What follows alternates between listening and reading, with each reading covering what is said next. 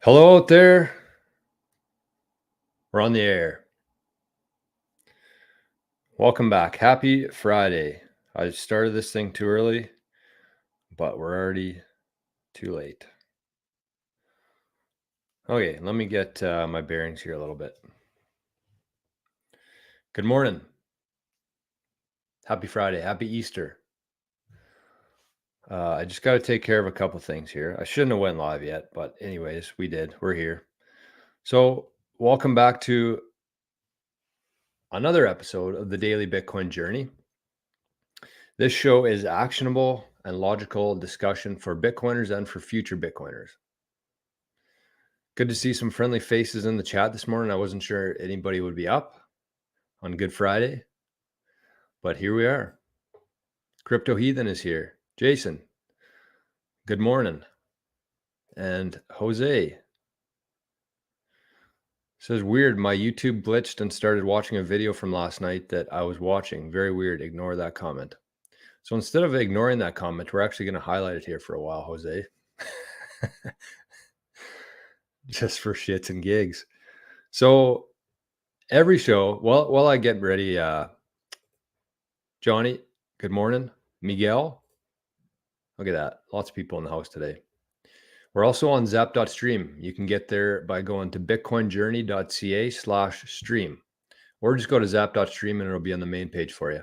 So we're going to be on YouTube. We're going to be on zap.stream.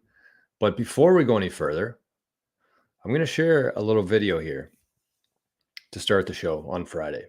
Every day I start the show with hello out there. We're on the air. And I figured that a lot of the Canadian viewers would get that, but believe it or not, there's only 9% of the audience here is from Canada. So that famous line is actually from Stompin' Tom Connors. And I'm going to play a little clip here. The song, it's called the Hockey Song.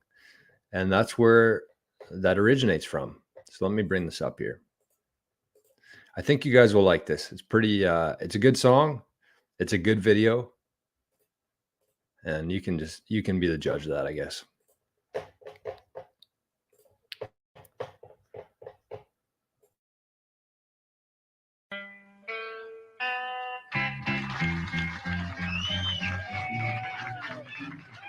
Hello out there, we're on the air, it's hockey night tonight.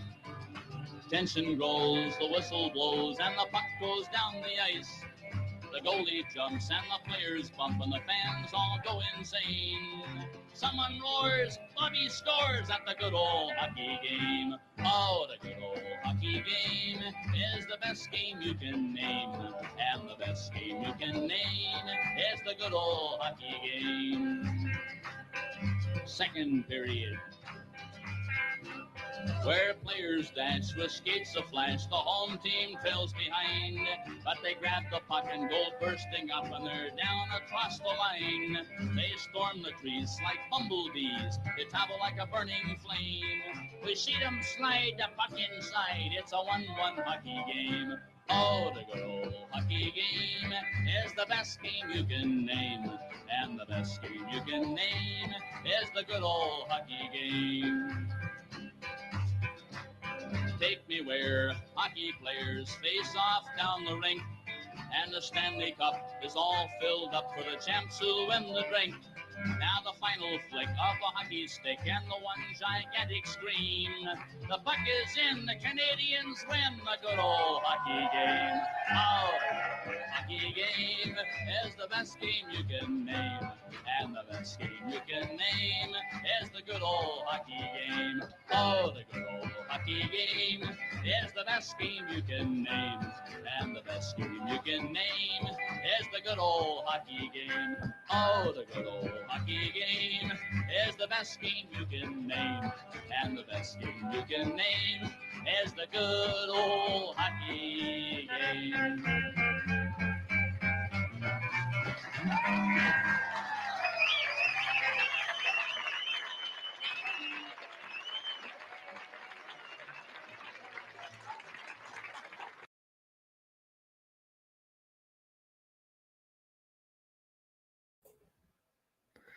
What a video. I actually don't know if that was the official video for Stompin' Tom's there or not.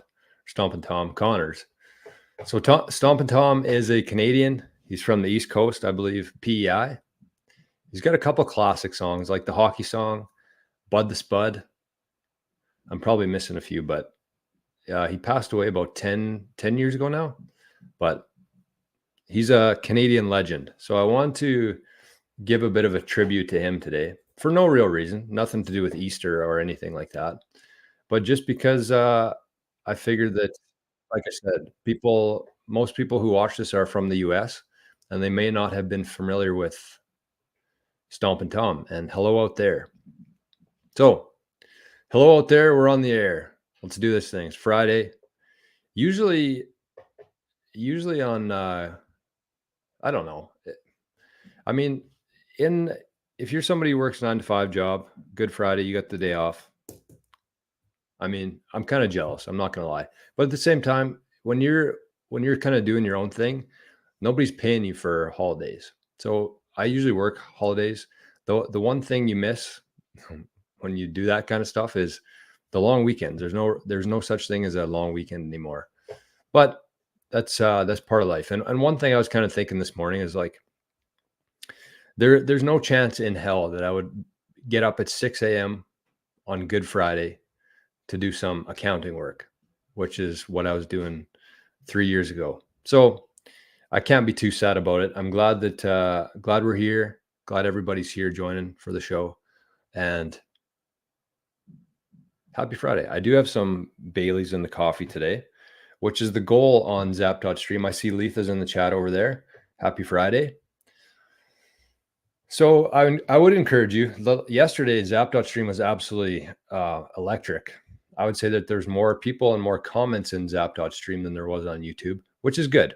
I do eventually want to transition from YouTube to over to Zap.stream, but we're not there yet. We got lots of people we got lots of For You pages to get in front of still on YouTube. So if you are somebody who's on Nostr, if you're a Bitcoiner, I would highly consider checking out Zap.stream. It's a much better experience over there. So start the show. This is going to be a little bit different show than usual today, just because it is a holiday. We got a couple things to talk about. We're not going to go through our usual metrics and stuff like that. We're just going to have a good time today. We're going to drink some coffee. This is actually Cabot Trail, it's called. So it's the same kind of thing as Bailey's, but it's maple. I think it's maple flavored. Fucking good. So we're getting a little buzz on Friday morning. And over in Zap.stream, you can set a goal for Zaps for the day. So I put a new bottle of Bailey's as the goal for today. So help me afford a new bottle of Bailey's for these Friday shows. Yeah, Crypto Ethan says, I definitely thought that was just your thing. I wish it was, but you got to give credit where credit is due. And that was Stompin' Tom Connors who came up with that line. Opening day in baseball yesterday. I'm not a huge baseball guy. I love playing baseball. The one thing I always had against baseball was that it interferes with golf. Same season, and it really messes with your golf swing. I've found anyways. So I quit baseball at a pretty early age, even though I loved it and I was decent at it. But baseball games are way too long, way too boring. And it's just not for me. Crypto Heathens from St. Louis love the Blues, but Canadians are on another level. Yeah, we've kind of got the shit end of the stick here in Canada in hockey, in the NHL anyways. There's a lot of weirdness in the NHL in terms of salary caps, how the American dollar affects it, how it changes state to state. So the Americans definitely do have an advantage in terms of attracting NHL players there, which has obviously poured into a lot of success and Stanley Cups through the years. So Jose says that seems to be the Canadian version of Take Me Out to the Ball Game. Yep, it is. Canadian national anthem. That was before Justin Trudeau changed our national anthem. That was one of the craziest things that's happened in Trudeau's reign as Prime Minister. He changes the lyrics in the national anthem to be more inclusive for everybody. So I hope that there's a day when we move past Trudeau, we get back to some common sense, and we go back to the way things used to be. Even watching that video there on YouTube, like how much different it was. The people in the stands, there wasn't a cell phone in sight. The guys weren't wearing helmets on the ice.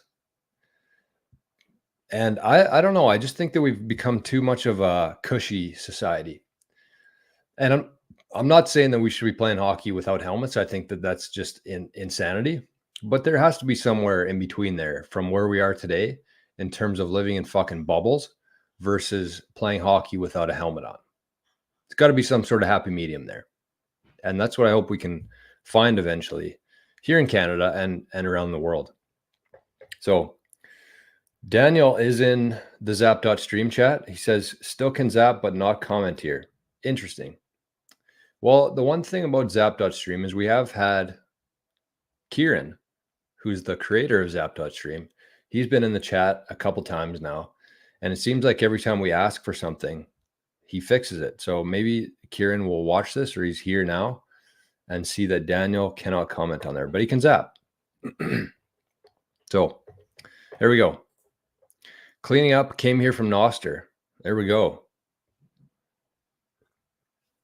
You should be on the zap.stream stream. Actually, this guy right here, or girl, I'm not sure what it is, but go check out their YouTube channel. I subscribed a couple months ago, and they got some shorts. It's just like a ASMR, I guess you'd say, for scrubbing dishes. I don't know. I wouldn't say I'm into that kind of thing, but it's kind of mesmerizing to watch for some reason. So go check out his channel over on YouTube. He's got some good stuff on there. So let's get things going here, because I've kind of dicked around too much. 11 minutes into the show. So the first thing I did want to say is that today at 10 a.m. on the Bitcoin news, they're doing a live show on Twitter. I think it's like a Spaces, they call it. So it's at 10 a.m., which is in an hour and 40 minutes today. I'm going to be tuning into that. It's called The Future of Lightning Network for Businesses. So it sounds like it's a pretty good, I think if you are somebody who owns a business or thinking about starting your own business and you want to incorporate Bitcoin in there, I would highly suggest that. I don't know how long it's going to be or anything. I doubt that they even know how long it's going to be, but interesting. So check that out today, 10 a.m. CST. You can find that on the Bitcoin News Twitter feed, which I believe would be 11 a.m. Eastern time, an hour and a half from now. So, okay, we got a couple things here. And like I said, this is going to be a bit of a different format today than usual. I'm not going to go through all the news and the metrics and all that kind of stuff. I just have a couple things to talk about. And if there's anybody in the chat, either on zap.stream or on YouTube, if you have any discussion points, questions, we'll kind of open it up today and just kind of take them as they come in. So that's going to be the format for today. Jose says they don't even let players fight anymore. There's some good fights. They've definitely changed the rules so that it's less enticing for players to fight, but there's still some tough boys in that league, and they like to drop the mitts. Free online calculator use. That's a nice account. I live in the state of hockey, and we, Minnesota, the Wild, can't beat the Florida teams. I'm jealous because Florida hockey fans can play golf before and after the games. That's another part of it. Like Tampa Bay, Florida, not only do they have zero state tax there, I believe, so they're getting paid under the salary cap, but they get to take home a lot more than somebody here in Canada would, or even in Minnesota.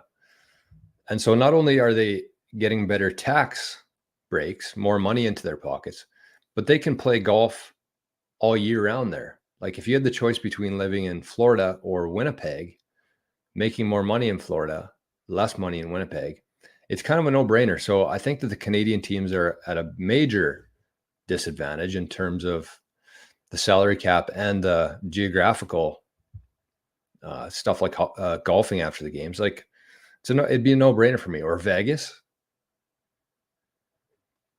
So anyways, I don't watch much hockey anymore, believe it or not. Played hockey my whole life, played senior hockey for 10 years. And after 2021, after everything that happened, well, I don't know. I can talk about it a little bit on here, but it's kind of strange. Like I was a Winnipeg Jets fan. Obviously, I'm from Manitoba. And I was an Atlanta Thrashers fan before they moved to Winnipeg. I loved Ilya Kovalchuk. He was my guy. And so I could hardly watch any of the Atlanta games because they were never on TV. So when they moved to Winnipeg, that was like my dream come true. And so I was a season ticket holder there. There was about 12 guys. I think we all had season tickets. We shared 3 seats. But then all of a sudden, they started changing the rules in terms of who and who can't enter the arena, if you know what I mean. And so after that, I was just like, if that's how you're going to treat people, if that's how you're going to treat your fans, I just have no time for that. And so I haven't watched a full game since then. Before that, I would never miss it. I literally would never miss a game. I would go home. This was when I was like 25 years old, 26. I would go out to like the bar or to, night of drinking. I'd record the game and I'd come back at 1 or 2 in the morning and watch the whole game. That's how much of a fan I was of the Jets. And since then, like I said, I haven't watched a game since then. So life changes. That's just part of it. Crypto Heathen is over in the Zap.stream chat. I love that. He says, is this thing on? Yep, it is. I can see you. So that's my story for today. Definitely not a sob story or anything. That's just the reality of where things are at right now. And I don't miss it too much either. That's the thing. Got time for other stuff now, like this. So Jason says he loved baseball, softball, but then got the golf bug bad. It's funny because with the golf swing, you're swinging down on it, right? And with baseball, you're swinging up at it. So it's 2 totally different swings. And if you're doing it at the same time, if you're going to a baseball game and then trying to golf the next day, it's just 2 totally different swings. So I had to cut out baseball from my life. And I think I made the right decision. So I want to show you guys a tweet here to start things, I think. Yeah, I'm going to start with this tweet. It's from Jason Lowry. I'm sure most of you guys have heard of him if you're in this chat. But he had a tweet yesterday or late last night. But the tweet is, and okay, I'll just read it. It says, nothing you see online can be trusted as real anymore, no matter how genuine it appears to be, except for the real world physical costs associated with producing, transferring, and storing you know what. That makes you know what very, very valuable. So, and he says, nothing you see online can be trusted as real anymore, no matter how genuine it appears to be, except for the real world physical costs associated with producing, transferring, and storing, you know what, Bitcoin, that makes Bitcoin very, very valuable. So think about that. Think about what that means. And I'm sure unless you've been living under a rock for the last 6 months, things have changed quite dramatically in terms of the AI and how they can take you only need 10 seconds, 5 or 10 seconds of your voice. And somebody can take that with AI and do whatever they want with that. And I'm sure you've seen ads on YouTube of Michael Saylor giving away Bitcoin, apparently. But it's kind of crazy to see what's able to happen now in terms of AI. And so to me, that's a big problem. If you can't trust anything that you see online, that makes the internet a huge problem. And I think that if we were to continue down this road, the internet would be unusable because you could not trust anything that you would see on there. And so what would even be the point of interacting on the internet? And so the nice thing about Bitcoin is it actually ties the physical world to the digital world through the proof of work protocol. And I love what Jason is saying here and talking about that, because it is the only thing that's real anymore that ties the physical world to the digital world. And most people just see Bitcoin as a currency, as an investment, and a way to generate more wealth, or a Ponzi scheme for others as well. But they're missing the fact that without Bitcoin, the internet would be in a lot of trouble. So I saw another post. I think this was by a guy named Benjamin B. This was on Telegram, I think. And so his quote was that Bitcoin isn't just money.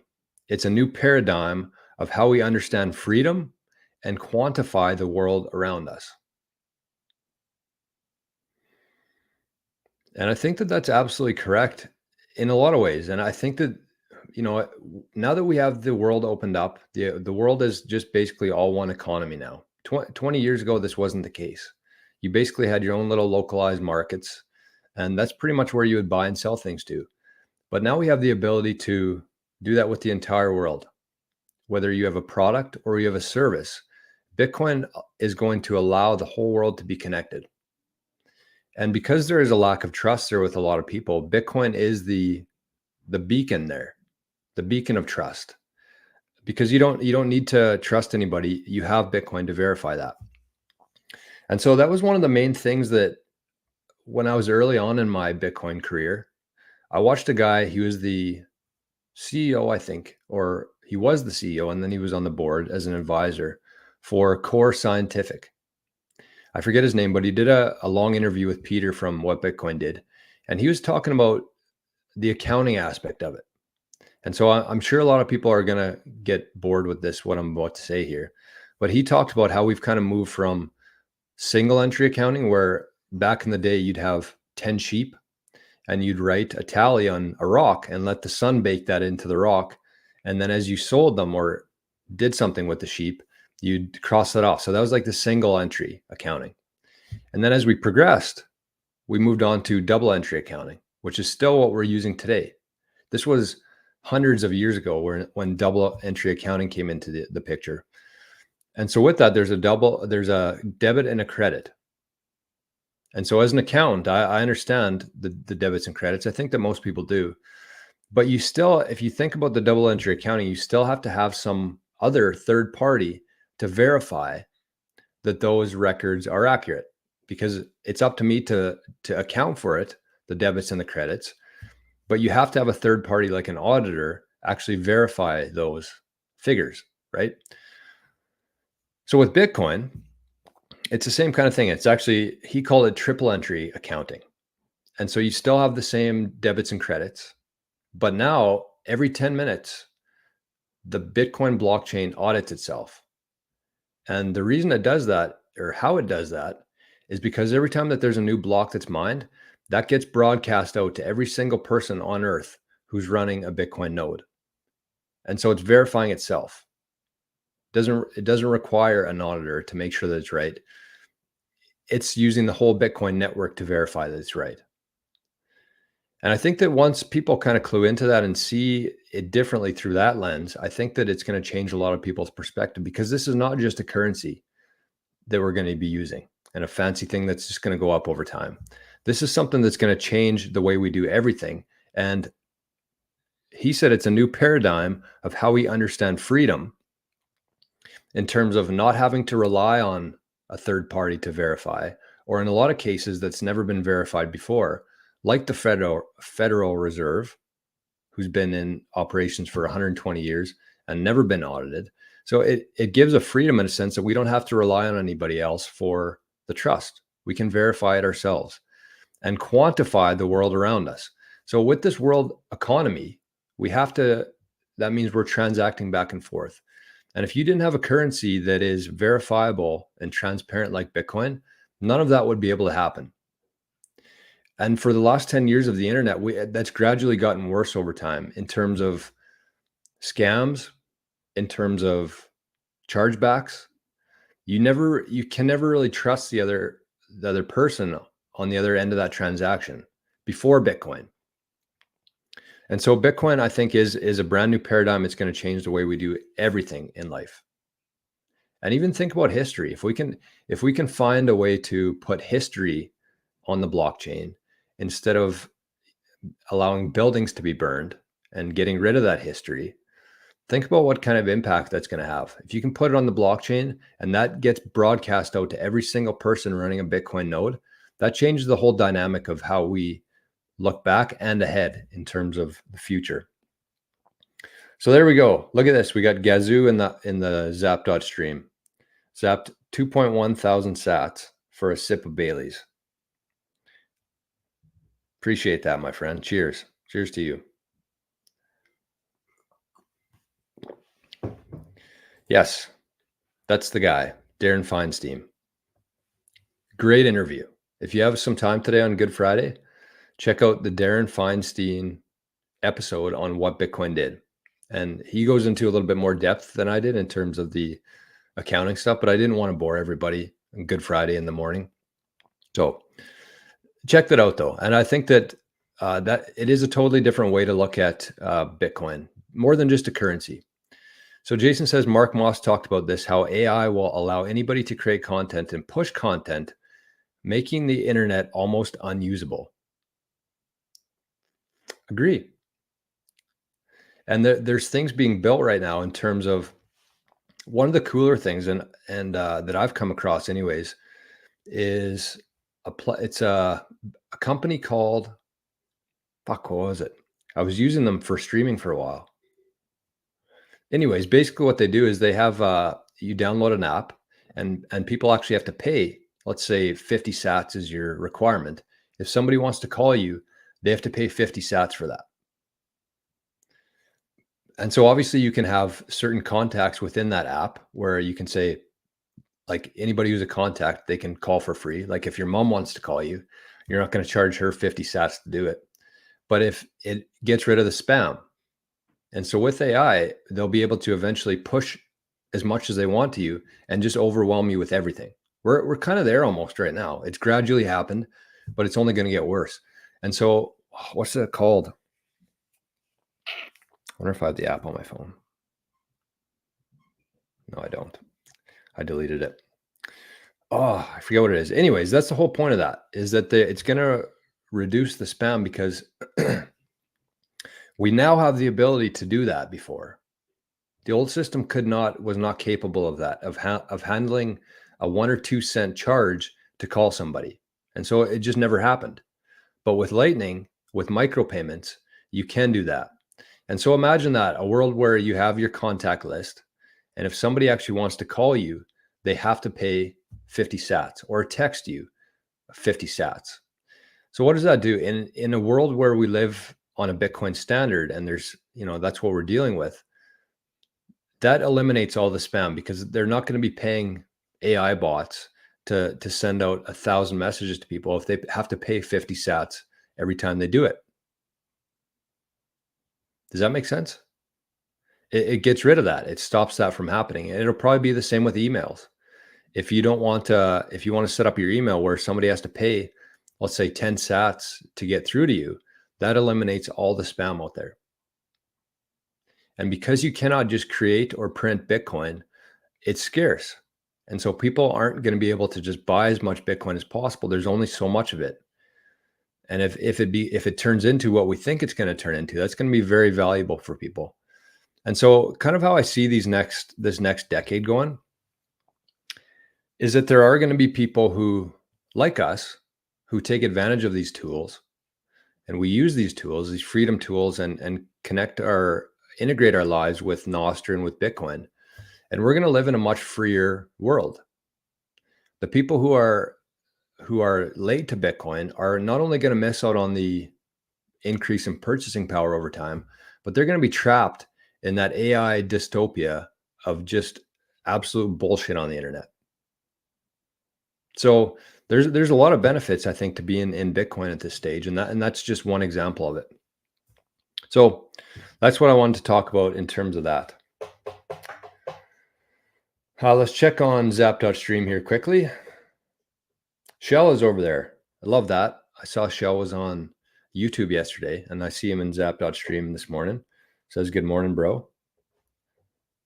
Crypto Heathen says, about halfway through his book, Jason Lowry, I've been posting quotes from it, as I believe great thinkers in the space should have some acknowledgement, like the tons of stoicism and philosophers quotes on social media. Agree with that. Strongly agree with that. And Daniel says, I think there will be sats for logins everywhere on the internet. I agree with that. Except here's my theory on that. I think once we get to that stage, it won't be sats anymore. It'll be microsats, just because there'll be so many people who are using it, and Bitcoin will be so valuable that it'll have to be microsats. And I think that that's why this transition is actually going to happen much faster than most people think it's going to, simply for these reasons, where we put so much reliance on the internet. And if we're unable to use it or trust anything on it, we have to find solutions to that. And that's what's being built in Bitcoin right now, is a way to stop the spam, stop the scams, and just live in a world where even if you have to pay a little bit, you know that the information you're getting is good, and you know the people who you're talking with are those people. So that's that. The next thing I want to talk about today, and I think that this is going to be, I think a lot of people actually get value from this. So I've talked about this a little bit before on the show, but I wanted to take it a step further. That's kind of what I love doing on this show, is like, if we talk about something briefly and it's really hard to cover it all in one little blurb, then I have some time to think on it and try to find a different angle to talk about it. So today I want to talk about Bitcoin being the best budgeting tool out there. And so just to give a bit of background here, this is something that I've been doing for about 6 months now. And I think that it's something that every Bitcoiner should be doing. And in order to do that, you're going to need an application on your phone like Fold in the US or ShakePay in Canada. And so basically what I've been doing for the last 6 months, or before that, but this is my strategy that I've been using for the last 6 months, is that I just load up ShakePay, and you can actually link it with a Visa within ShakePay and use it for every single purchase you make. Whether that's gas, whether that's groceries, every retailer or business who accepts tap, you can use ShakePay there, your Visa. It's a prepaid, but it's a Visa. And so this is, I put together a spreadsheet, of course, because why wouldn't I?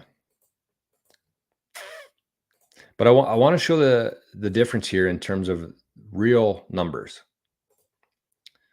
So what you're going to do here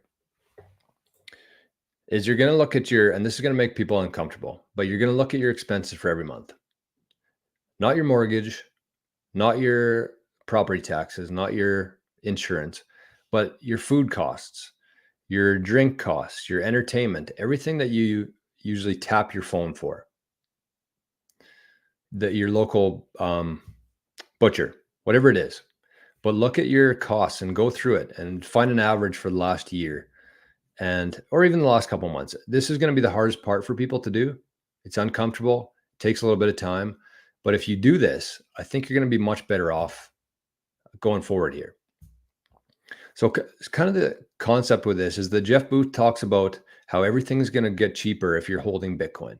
We've looked at different examples in terms of houses and how much housing has gone up in fiat, but way down in Bitcoin. And that's over a longer time period. So what I want to do here is I want to talk about the exact same concept, but month to month basis. And it's important that you kind of realize where you're at in terms of the Bitcoin cycle, but we'll talk about that. So here's the thing. Let's say that you went through your expenses and you determined that it was about $2,000 a month in terms of your food costs, your gas, everything that you tap your phone for in a month. $2,000. So this is my proposal. You take that on the first of the month, which would be in 2 days from now. You load that up, you buy Bitcoin with it, $1,500 worth of Bitcoin, and you save $500 of cash for that. So your total of available spending is $2,000. $1,500 is being held in Bitcoin, and $500 is being held in cash. And I'll talk about why. And if you want to take this a step further, hold it in physical cash. So on the first of every month, load up your ShakePay or your Fold account, buy Bitcoin, and then go to the ATM and take out $500 worth of cash. This is all based on $2,000 per month. Some people might be more than that. Some people might be less, but it's about 75% should be in Bitcoin. So this is kind of the reason for it. So if you look at Bitcoin, the price of Bitcoin on February 1st was $55,000 here in Canada. the price of Bitcoin for February 29th was 79,000 Canadian dollars. So that was an increase of 30%. It went up over the month. And so you take that, and if you were storing that in Bitcoin, all of a sudden now you went from having $2,000 available to 2,450 available. So you freed up there $450 worth of expenses, stuff that you would already be spending money on. You gained $450 just by storing it in Bitcoin. So that was February. That was I'm sure there's been some months like that in the last year, but March was probably a little bit more realistic, I think. So Bitcoin on March 1st was 81,000 Canadian, and on March 29th, today, 91,000 Canadian. So that was an increase of 11%. And so with that, you would have gained $165 worth of purchasing power. Pretty good, right? For a month, if you can find a way to save essentially, or make an extra $165, free up $165, that's a good thing. And so kind of the logic here and what you want to be focused on when you're going through this is use the first of the month as your marker. And so every time throughout that month where you go to spend money, look at your marker. So let's say that we're going to take March, for example. So 81,000 is your marker there for every time you go to spend money. And if it's above that, if the price of Bitcoin is above that, you trade that for dollars and you pay for that because you're going to make money on that. When it's below there, when it's below 81,000 bucks for the day that you have to spend some money, you spend your cash. So that's why instead of going 100% Bitcoin, because then you're going to have days where you actually lose some money probably, you keep a portion in cash. And whenever it's below your marker of when you bought it, that's when you spend the cash. So you actually didn't lose any money on the trade there if you spend your cash. But if it's above and you can sell it and shave off some profits there, then you spend your Bitcoin. And if you have anything left at the end of the month, you just move it to Bitcoin because it's already being held in Bitcoin. And so I think that this changes the whole mindset in terms of what you're buying as well. So you might have 2,000 bucks historically in terms of expenses that you've had throughout the months, but there's probably a good percent of that you could just cut out. Because if you go to buy something and you have to either spend Bitcoin or buy that item, I think that you'll think twice about things a lot more than you would if that was just sitting in your checking account or on your credit card. So it totally changes the mindset of what you're spending money on. You're not buying dumb shit because you're actually holding Bitcoin there.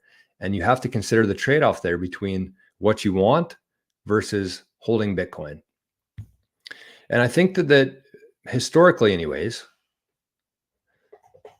we've kind of gone through a world where the narrative was that you spend what you need to during the month. And then whatever you have left over at the end of that month, that's what you put into savings.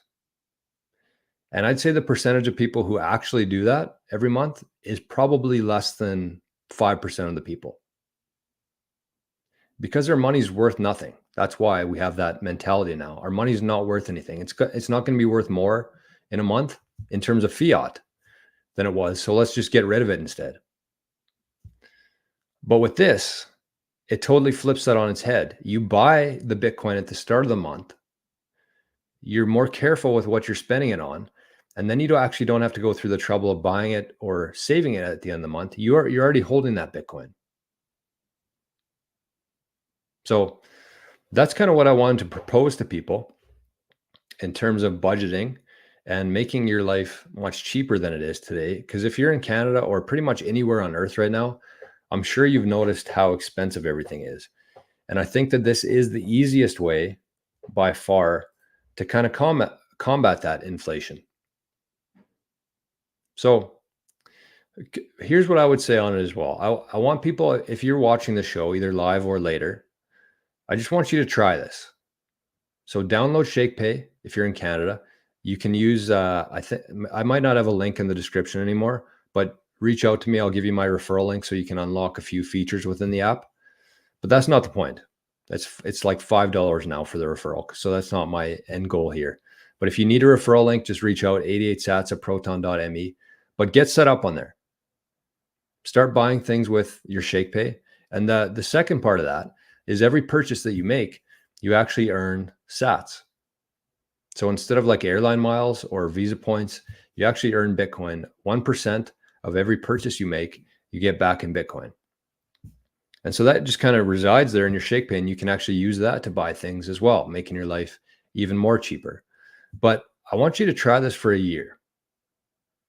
So from April 1st, 2024 to April 1st, 2025, you really have to be mindful of where we're at in the cycle, because there are going to be years, probably, I'm thinking, like if I would have done this in 2022, I would have been losing, right? Because Bitcoin was going down every month on average. And so instead of paying too close attention to what the price is doing every single day, look at it month to month and the increase month over month, and you can start noticing trends. And the halving plays into that. Typically, historically, it's been about a year and a half of upwards movement after the halving, and then it starts going back down. So this isn't something that you're going to put into place forever. This is just something that you're going to use for the next year and a half to make your life much cheaper. And I bet at the end of it, you'll have a lot more Bitcoin than you did if you just kind of carried on your life as you are today, in terms of using your credit card, your debit card, cash to buy everything, and then whatever you have left, buying Bitcoin with. This flips that whole theory on its head. Not only increases your purchasing power, but I think that you'll have a much larger Bitcoin balance at the end of this. So there you go. Crypto Heathen says, I haven't gone as deep as creating a spreadsheet to analyze it like this, but I naturally started doing something very similar to this with Fold. It just makes sense. And that's 30%, 10%. We're probably going to go through months, I would guess later in 2024, where it's going to go up by 100%. So you're going to have 100% more purchasing power on your everyday spends than you would have otherwise. So the moral of this story is to not hold all your free cash flow you're spending for every month in cash. Don't hold it all in Bitcoin either. Find some sort of, I said 75-25% split here, but then you can kind of determine wherever the price is that day. Always compare it back to your marker, which is the first, what you bought it at. And if the price is higher than that, then spend some Bitcoin and earn your increase there. And if it's lower, use your cash and don't lose on the deal. So that's what I had for you today. Hope that helps. 43 minutes. I figured this was going to be a shorter show today, but it's important. Consistency is important. So that's why we're here this morning. And I wanted to get that out there for people. So with that, if there's nothing else in the chat we want to talk about today, I think we're going to call it a day. Got some nice comments over on zap.stream. Letha, Reckon Graves. It just makes sense to me. And when things make sense, I like to tell other people about it. So one thing I would say, like I said, in an hour from now on Bitcoin News, there's a Spaces. It's called The Future of the Lightning Network for Businesses. So I'm going to be tuning into that. I was going to do a live stream on it, but I don't think it's really, I don't know. It's Good Friday. I got some work to do, and I want to hang out with the people in this house and the dogs in this house. So that's at 10 a.m. in an hour from now. And the second part I want to mention is that for the month of April, I'm going to be doing kind of a special on the Living in the Future tier. So twice a week, we're going to go through different topics. And kind of the idea there on Living in the Future is that we're going to call it a fresh start. So April, fresh start with your Bitcoin. We're going to go through the setup of it. We're going to go through some inheritance stuff. We're going to go through stuff like this where you can actually configure your life in a way where you are actually making money instead of losing money to inflation. But we're going to go through about 6 or 7 topics in terms of making sure that whatever Bitcoin you have, whatever work you've done, just kind of like a refresher on that. Because it's very easy, I think, for a lot of people to buy Bitcoin, find a wallet for it, put it there, and then not really think about it. And then when the time comes where there's an emergency or a stressful situation, it's so far out of their brain that that's where bad things happen. And so that's what we're going to do on Living in the Future. We're going to do, like I said, about 6 or 7 episodes of that. It's going to be called Fresh Start. And it's really just going to be a refresher in terms of your setup, what you're going to do with your Bitcoin if something were to happen to you, and just get it at the top of your mind. Because I think the more that you can do that, the better off you're going to be in terms of managing your Bitcoin for your family, for yourself. And it just makes a lot of sense to me. So that's kind of what we're going to be doing in April. The Living in the Future tier, becoming better Bitcoiners, building businesses in Bitcoin, and the network aspect of it. That's kind of the 3 things we focus on there. So if you're interested, if you're somebody who wants to be starting a business in Bitcoin, start earning Bitcoin every day, that's the other part of this. What I'm glad this clued into me, but that's the other part of this. If you start by doing the budgeting stuff and buying Bitcoin at the first of every month, that's a good start. But eventually you want to get to the point where you're actually earning Bitcoin and you don't have to buy it at the first of every month. You're just going to have that Bitcoin. And over time, the purchasing power is going to increase without you even having to buy that Bitcoin. So that's kind of what we're doing there is we're building businesses. We're thinking about different ideas for businesses and how you can start earning Bitcoin outside of your job. If you got a 9-to-5 job, in the morning and at night, how you can start earning Bitcoin and making this whole thing much smoother and much easier for you. So there's probably we've been doing it for a couple months now. There's probably about 5 or 6 videos in terms of different business ideas, different thoughts around building in Bitcoin. And so you could actually just sign up for a free trial, watch all the videos, and cancel the membership. I don't advise that, and I don't think that you would. But that's an idea. If you're somebody who wants some fresh ideas, a little bit of a spark in terms of how you can start earning Bitcoin, then sign up for the free trial for Living in the Future. And you can just watch all those videos on there. They're all on the Patreon and the feed. So if you got some time this weekend, it's really shitty weather here. But if you have some time this weekend, that might be a good idea for you. So I just wanted to kind of propose that to everybody today. Cito is in the house. Good morning, my friend. And Reckon Graves over on Zap.stream says, thank you, man. I hope you have a wonderful day. We appreciate the streams and information. I appreciate you guys very much. So with that, just start. April 1st is going to be a fresh start. Just try that even for the month of April and just see what happens with it. Don't worry about anything else going on in the world. Just focus on that. Focus on buying some Bitcoin April 1st. Figuring out how much money you spend buying that amount of Bitcoin, holding some cash, and then going through that using the marker of when to use Bitcoin and when to use cash.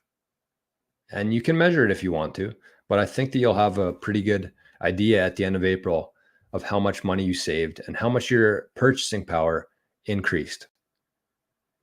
So with that, I hope everybody has an amazing long weekend. My family's coming out here tomorrow. We're going to do a little roast, I think. And so spend some time with your family. Do some stuff that you love today. If you got the day off, don't spend the day watching Netflix. Do some stuff that you actually love doing, whatever that looks like to you. So we're not here for very long. Keep that in mind. It's easy to think far ahead in the future, think about what things could be, but we have no idea what's going to happen with us. So just enjoy every single day that we have here and enjoy especially the time with your family and your loved ones. So with that, have a great Easter, everybody. I appreciate you very much. And we'll see you right back here first thing on Monday morning. Bye-bye.